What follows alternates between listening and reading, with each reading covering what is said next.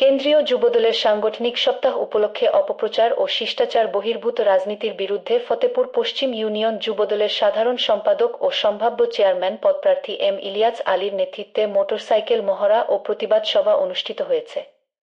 ২৩ June মঙ্গলবার সকালে উপজেলার নাউরি বাজার, ফয়লাকান্দি, রায়কান্দি, নবুরকান্দি বাজার ও মান্দারতলী সহ বেশ কয়েকটি স্থানে মোটরসাইকেল মহড়া করেন।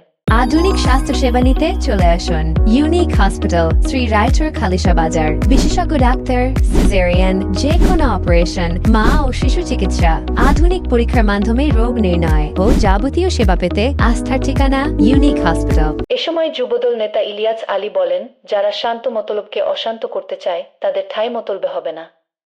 আমাদের চাঁদপুর ২ আসনের এমপি ডক্টর জালাল উদ্দিনের নেতৃত্বে স্বৈরাচারের কোনো সন্ত্রাসী কর্মকাণ্ড করতে পারবে না, আমরা তা প্রতিহত করব। সুতরাং সকল সন্ত্রাসীরা সাবধান হয়ে যান। এ সময় আরও উপস্থিত ছিলেন মতলব উত্তর উপজেলা যুবদলের সিনিয়র যুগ্ম আহ্বায়ক ফয়সাল আহমেদ সোহেল, উপজেলা ছাত্রদলের আহ্বায়ক নুরুল হুদা ফয়েজি, ইউনিয়ন ছাত্রদলের ভারপ্রাপ্ত সভাপতি আরিফুল ইসলাম, ছাত্রদল নেতা সানি সহ আরও অনেক নেতৃবৃন্দ।